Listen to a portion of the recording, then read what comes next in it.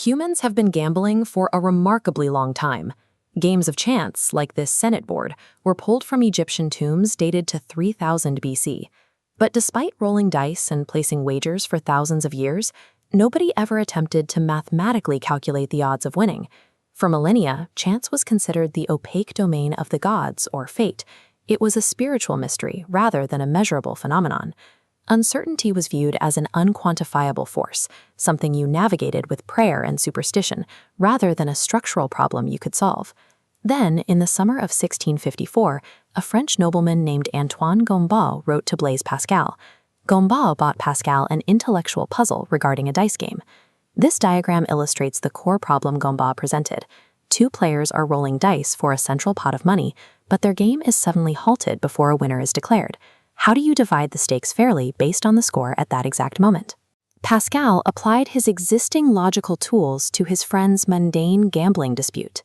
But as he began working on it, Pascal realized that the formal mathematics required to calculate uncertain future outcomes did not yet exist. Pascal reached out to Pierre de Fermat, a mathematician in Toulouse. Over the course of that summer, the two men exchanged a series of letters to tackle the problem together. They made a crucial shift.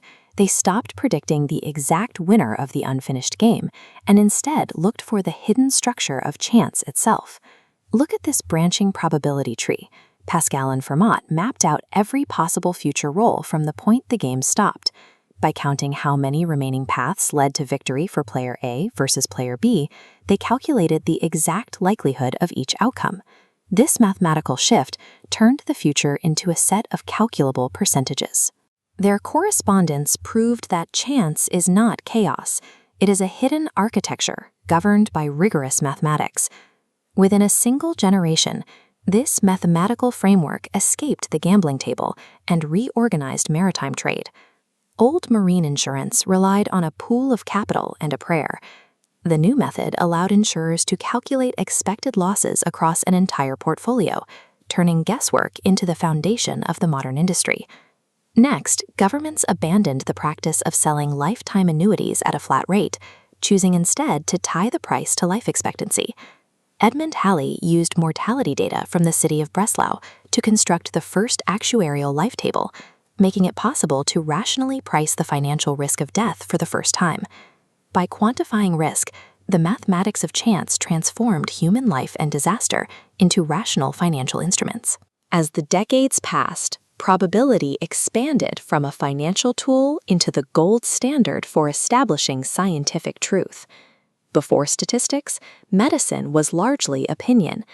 The randomized controlled trial used probability to strip away the noise of random data, making modern evidence-based science possible. In the 1920s, physics discovered that reality itself is probabilistic. The position of an electron is genuinely, irreducibly uncertain, described only by the same distribution curves Pascal used for dice. This exact same underlying math acts as the operating system for economics, weather forecasting, and the massive data structures that power machine learning. The raw materials for probability existed for millennia, yet the conceptual shift arrived only in 1654.